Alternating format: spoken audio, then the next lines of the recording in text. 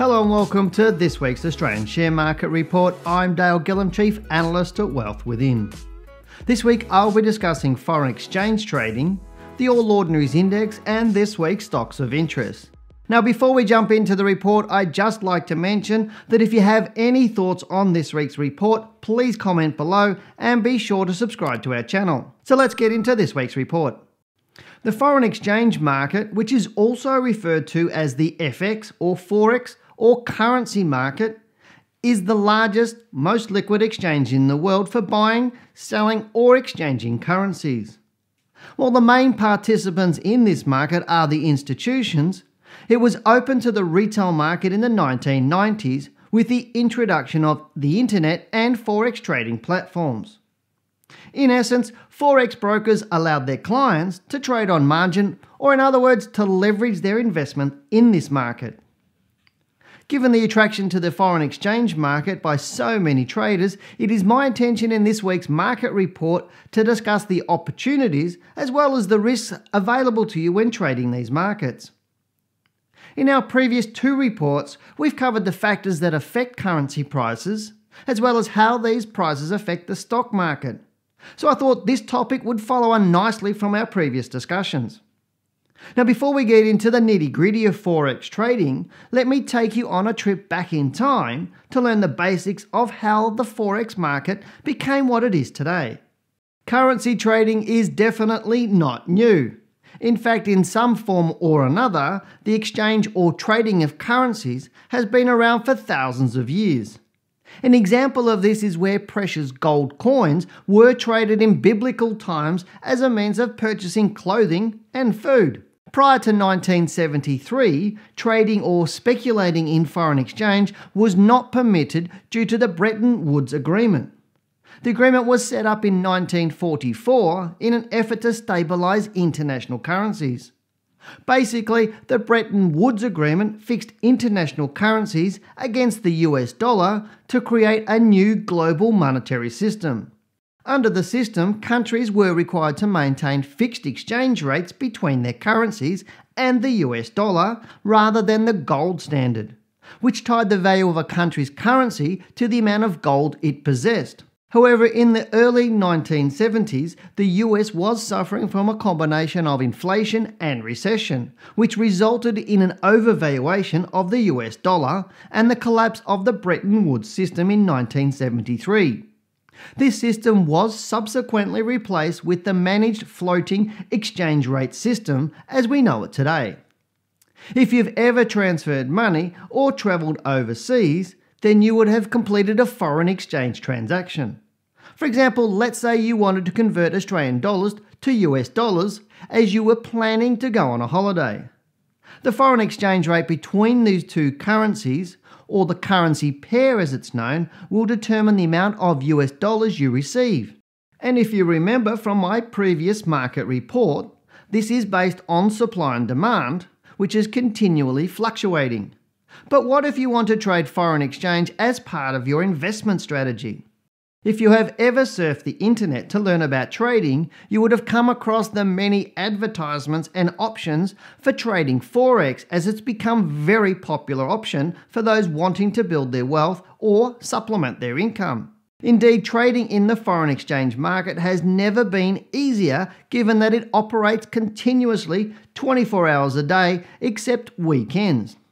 But let's consider whether this is actually a good thing. For example, when trading the foreign exchange market, you can leverage on a margin of 10 to 1, which means if you invest $1,000, your exposure in the market will be $10,000.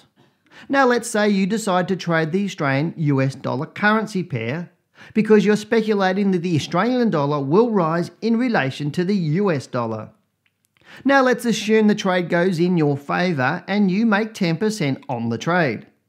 On your investment of $10,000, you will have made $1,000. But given the exchange rates are continually fluctuating throughout the day in the foreign exchange market, let's assume that instead of the Australian dollar rising as you expected, it fell by 10%. Now you would have to pay the $1,000. Now let's take this one step further. You may or may not be aware, but in the foreign exchange market you can trade on a margin of just 1%, which means your investment of $10,000 would equate to an exposure of $1 million. So if we repeat the previous exercise and assume you make 10% on the trade, you would have made $100,000. But what if instead you lose 10% and you would have to cough up $100,000? Now I can hear some of you saying, ouch, but believe me, this is a reality for a lot of traders who are inexperienced in trading the Forex market. And this is why many refer to this market as a double-edged sword. Just because it is easy to trade Forex markets does not mean it's low risk or easy to make money in. In fact, in the FX market, it is completely the opposite. So I implore you to heed my warning. The FX market is high risk and more traders fail in this market than any other, and in a lot of cases end up walking away from trading altogether. But this needn't be the case. As many of you would understand, once you know how to drive, you can drive any car in the world, and so it is with trading. Once you know how to trade, you can trade any market in the world, but you must first learn how to trade in a low-risk environment, such as the stock market, well before you consider trading the Forex market. Now I know some of you will ignore my advice, believing you know better. But let me ask you, if you haven't proven to yourself that you can make money consistently trading the stock market, why would you believe you can make money in the high-risk environment like the Forex market? Some of you will have heard me say this before. When it comes to trading the market, there's a vast difference between knowledge and understanding. Understanding the Forex market does not mean you have the knowledge or skill to trade this market. Indeed, as many of our clients who have gone down this path will say, the FX market is only suitable for traders who have demonstrated they can consistently take profits from the stock market. And it is definitely not the place to start your trading journey. Another important consideration when trading the FX market is the volatility you are exposed to. Given this, you need to implement solid money management rules in order to protect your capital.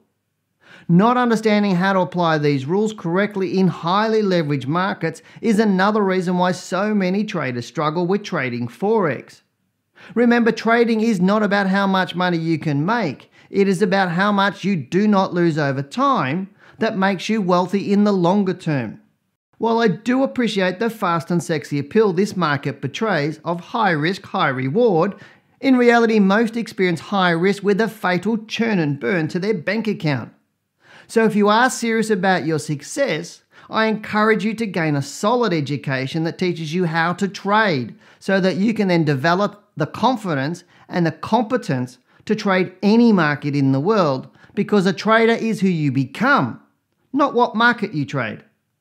Now, before we get into this week's stocks, I did mention that I will let you know how to get onto the live forum that I'm going to be conducting. That's the one where I'm going to be talking about the market, stocks, and answering your most burning questions. To be able to access that forum, you need to be a subscriber of this channel. But for us to let you know how to get onto the forum, you do need to email us at info@wealthwithin.com.au. On the email to info@wealthwithin.com.au, you need to put in the title, the subject title, YouTube, and in the body, just put your subscriber name. I don't need any other details like phone numbers and addresses, just your subscriber name. And what we will do is we'll send you the link to get onto that forum when we do have it. The forum will happen once we've got 1,000 subscribers, which will happen in the next week. So we'll be sending you an email saying, here's the link to get onto that forum. So remember to subscribe to the channel today and shoot us an email. So let's get into this week's stocks. Okay, let's get into this week's stocks here. And on your screen right now is a weekly bar chart of the All Ordinaries Index that you can see. It's the same as one I've been showing you for the last few weeks. And as you know, that I was expecting, or have been expecting, the All Ordinaries Index to fall into below that 5824 and above that 5621 level. And you can see here 2 weeks ago on the week ending the 26th of October, it fell to 572160. Now, last week you can see there, which is the week ending Friday, the 2nd of November. You can see it as the range. If you look it down, you can see on that pop-up box it says the date, which is the week ending date. So weekly bars are always titled at the end of the week, not the start of the week. So if that Friday the 2nd of November, that weekly bar encompasses all the data for all the week ending on that day, so Monday right through to Friday. You can see the open, the high, the low, the close, the range. The range is how big that bar is or how long that bar is. So from the lowest low to the highest high, 199 point range.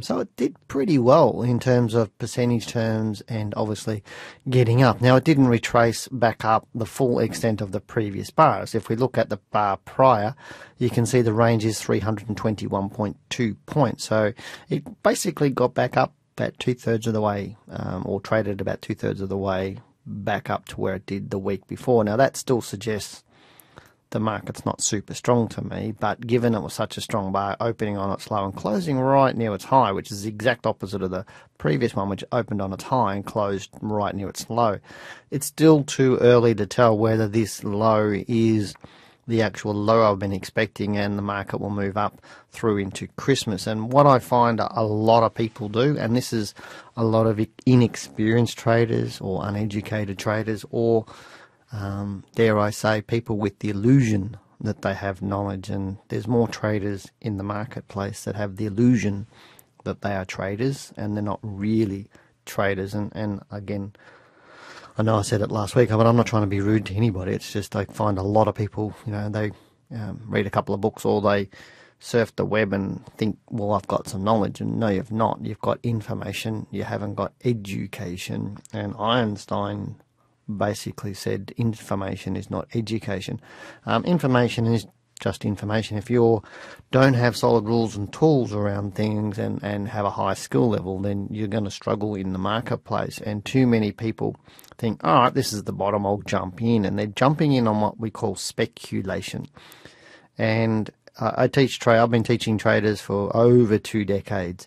And one of the biggest rules that I teach traders, and if anything you listen to that I talk about, it's this one thing: never, ever, ever trade on speculation. Only ever trade on what you know and can confirm. So don't trade on speculation, because when you're trading on speculation, you're trading on if comes. If something happens, then I'm going to make some money. But if it doesn't, then I'm going to lose money.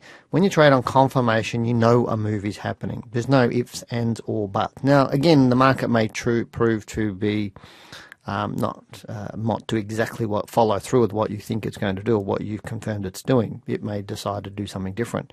That's all the reason why we have money management and stop losses and risk and understanding all of those things, because the market is the market. We can't control it. All we can do is decide to get in or get out. That's pretty much all we can do. But trading on speculation means you're guessing or you're trying to bottom pick, and people have been trying to bottom pick stocks like AMP lately, thinking it's low and, let's jump in, it's cheap. But they're trading on speculation, not confirmation, and we saw AMP fall through the floor the other week, down 24%. But we've seen that with other stocks. Today I'm going to talk about the banks. But so what's happening with the market? And if I go down to the daily chart, and I'm only showing you this as a not from a trading point of view. I can guarantee most of the people listening, unless they were one of our students, they'd be using daily charts a lot. And daily charts, and I will say it very bluntly, are next to useless to you completely. It doesn't matter what you trade, whether you trade FX or you trade, CFDs or whatever stocks you trade. Daily charts are next to useless to you. And I'll say it again, they are next to useless to you. And the reason why people use daily charts and they have it on their phone or they have it on their computer and everything else, all it does is it makes you more emotional and make you make poor decisions. And as an individual on the marketplace, if you're investing or trading, you need to take responsibility for that. It's you're making those decisions, and if you're making emotional decisions based on what you see on that daily chart, then you're going to get it wrong a lot, and you're going to be inconsistent in your trading. And I'll say it again, daily charts are next to useless to you. And all I'm showing you this chart for is you can easily trade on a weekly chart. And then some people go to me, well, what if my stock falls over a couple of days? Well, so what? You have a solid strategy and a plan around that. You don't need to look at it daily. And I will tell you, I do not have any apps on my phone that tell me what the stock market's doing, because if I'm having lunch with my wife, I don't want to be bothered by my phone. But if I have to be looking at my phone, then I don't have a right strategy. And I hope that makes sense. It's the strategies and the processes you have should make your lifestyle, not become your lifestyle. And that's what I teach traders: is don't make trading your lifestyle where if you walk away from your phone, you'll lose money, or you walk away for a toilet break on your computer that you'll lose money. That's the wrong way to do trading. But what we've seen here is this beautiful big run up. And so anybody looking at this on a daily chart will go, wow, All Ords is bullish, it's going up again. Well, no, it's not yet, because it's unconfirmed. Now, whilst we've had 1, 2, 3, 4 days up, and obviously Friday it pushed down and made a lower low than the previous day, and it closed on its high, that's a positive sign to me, but it's still not confirmation. It's still speculation.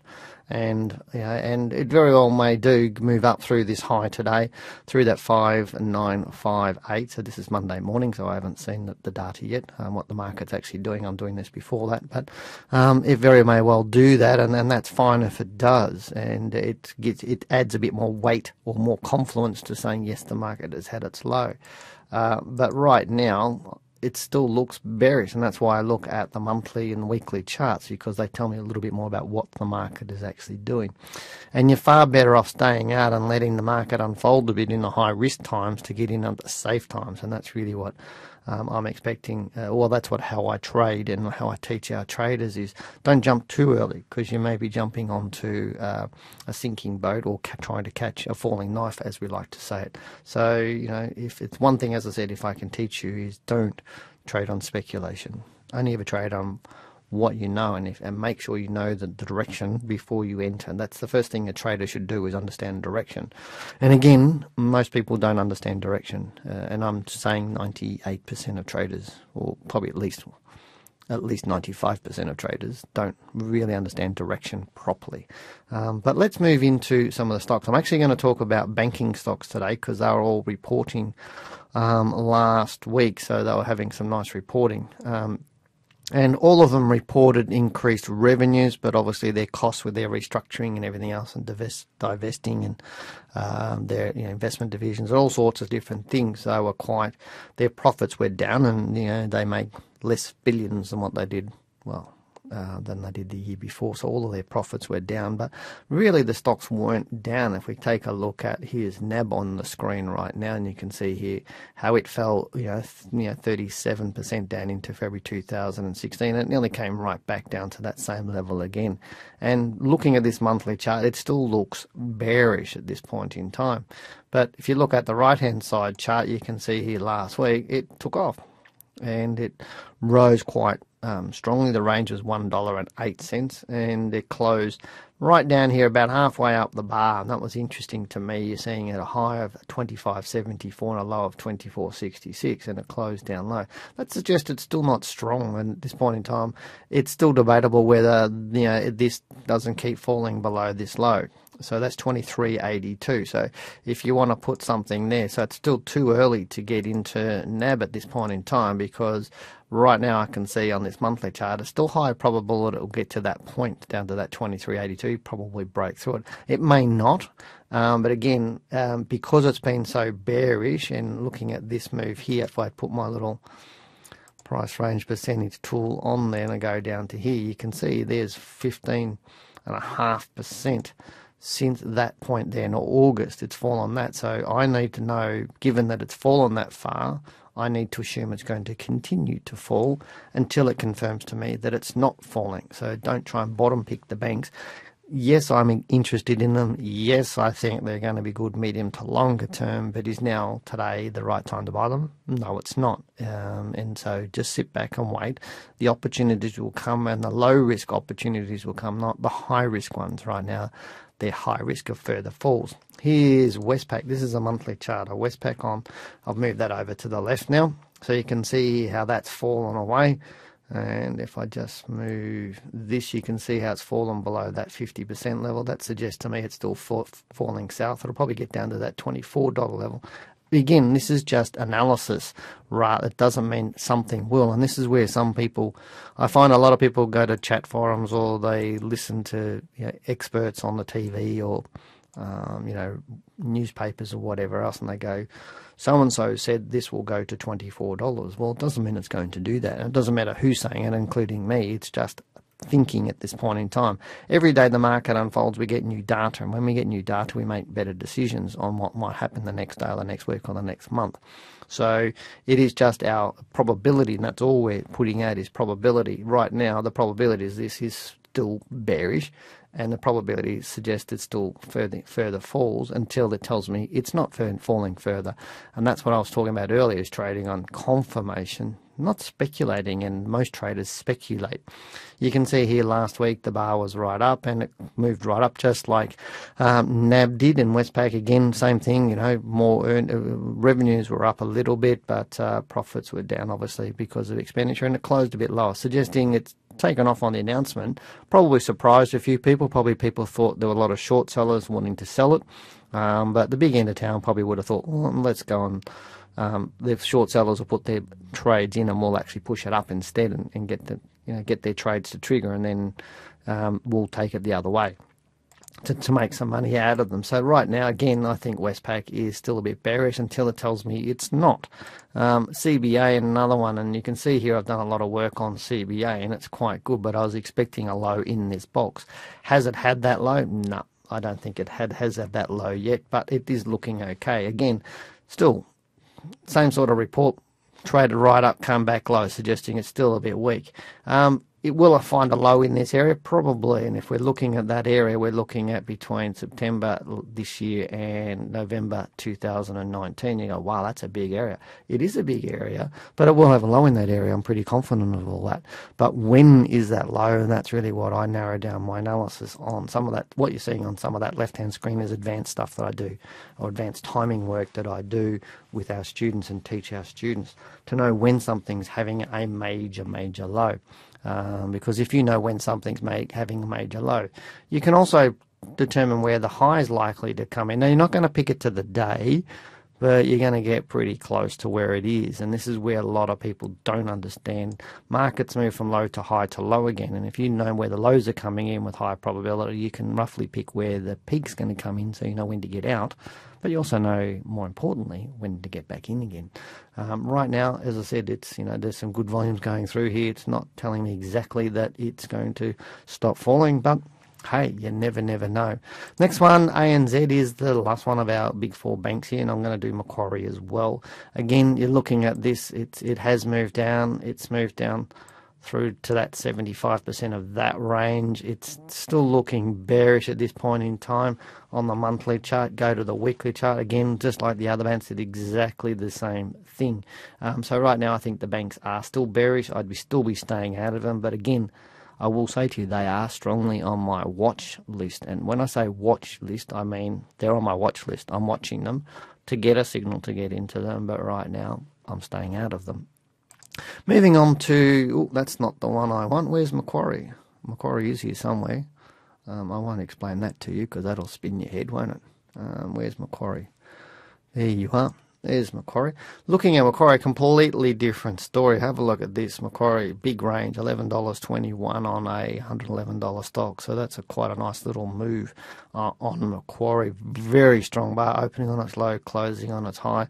Has it stopped falling yet? Not convinced it stopped falling yet, but it has only been falling since September, and unlike the other banks, it hasn't fallen that hell of a lot. You're talking about 15%, so we'll need to have a retest of this low, but it is possible that Macquarie will go through this high before it does that, but it depends on what we see this week, whether it will do that or not. So if we get a very small bar, if price is somewhere around here, then you're probably going to find it'll just fall over for 1 or 2 weeks, and then we might get a signal to say, yes, it's stopped falling. But Macquarie's looking really good, doesn't it? It is very nice. But you can see the angle is starting to increase, and this is all these things that people don't understand, is as the angle increases, if I put that there and we do this, the more the angle increases, the more the likelihood the run is over or coming to an end, if that makes sense. So all trains will speed up and slow down. So when's it going to slow down? And the fastest movements in price on stocks always happens near the ends of runs, and that's really because the people who don't really know how to trade or invest are getting in at the end, not at the start. Remember, Buffett says buy in doom, not in boom. This is boom time. So this is where is the point of where you stop buying a stock like this and start going into the other stocks that have been falling around and showing us, what they're doing. So at this point in time, I'm not saying don't get into Macquarie Bank. I'm just saying if you decide to get in Macquarie Bank, make sure you know it's going up, and also don't think it's going to run for another 2 years like this. It's just not. It will have a reasonable correction like it can actually do. So some of these corrections are quite nice in terms of their falls. Oop. See, there's 31% move, so it hasn't had a big move. Come on down to 32%. So that one was 2016. That one was obviously bigger than 30%. That one's bigger than 30%. That one's probably bigger than 30%. So we've only had 15% move. So if this thing moves down 30% from that high, then you're looking at somewhere around there, around $91-ish, $90, $91, $92 for that fall to come back. Now, I'm not saying it's going to do that right now, and I'm not saying it's not going to go through that all-time high. I'm just saying that the run will run out. Right now it looks great, but I'm not 100% convinced. But the next 1 or 2 weeks will tell me whether it's going to go through there. So would I buy this today? No, I wouldn't. Would I be watching it? Yes, I would. I'm going to show you this, what they call a historical comparison graph, which is basically, I call them spaghetti graphs because it just looks like pieces of spaghetti. But what I've done here is, this is what the beauty of having great software is, not platforms like you get with your brokers. And a lot of people say to me, yeah, I've got a platform, and I go, what is it? And they tell me it's their broker, and I don't use broker platforms at all other than just to place the trade. That's it. Anything else I forget about them because they're really not that great when you're looking at trading professionally. They give you some information, but they're designed to make you want to trade more. And so this is where having solid software, like this software that you're seeing here, Optima, it's one I've been using for over 20 years, and all our students, when they enroll in our course, our accredited courses, get a copy of this to own, because they need good software to do the analysis we teach them. It's not basic stuff we teach. We're teaching stuff that's carved in stone, really foundational stuff that you really need to understand and have skill in to take profits consistently from the market all the time and have that confidence to do so. So you can see here the big four down the bottom and Macquarie's up here. So you can see Macquarie outstrips those, or has been since these sorts of periods back here. So this is a 1 day, if we look over on left, 1 day historical comparison, and if you look over here it'll say that's 280 bars or 280 days. This is not sheep station stuff, so please don't get too excited about it. It's just less than 1 year. No, I don't get excited about that. I'm just showing what Macquarie's done as opposed to the rest over the past year. I can change it to a weekly one, and there's a weekly one, so that's what has happened, and over 83 weeks, so that's about 18 months nearly in terms of that. So Macquarie's very steep, very nice long run, looking really, really good in that terms. Here you're looking at Westpac's a bit steeper than the other two, so Westpac's a good one, and Combank is the brown one there. That's better. They're the two better performing ones in terms of the big four. But it's really nice just to compare the speed of all of those, and that's really what that other graph that you sort of saw a little while ago, the relative rotation graph, that's talking about momentum and volatility. But I won't get into that because it'll spin your head.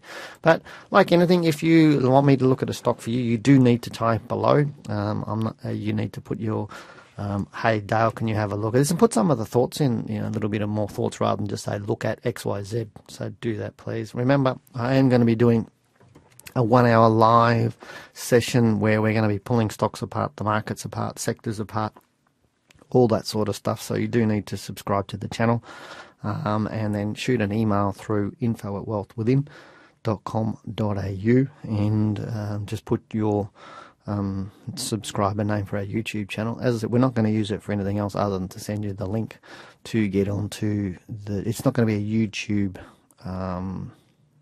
live presentation. It's going to be completely separate to that on our own software and everything else, so you can really see and get into it. It's going to be a closed session for subscribers to this channel, so that's why we do need to send you a link. So just hit subscribe now, put your stocks down below, and I will be calling for people to, for questions, so I'll cover those during the session, and you'll be able to ask me questions and talk about stocks and get me to talk about stocks during that session. So it will be live from that point of view, and we won't be putting it up on YouTube, that whole session. It's just going to be a private session with myself and the subscribers, so please subscribe.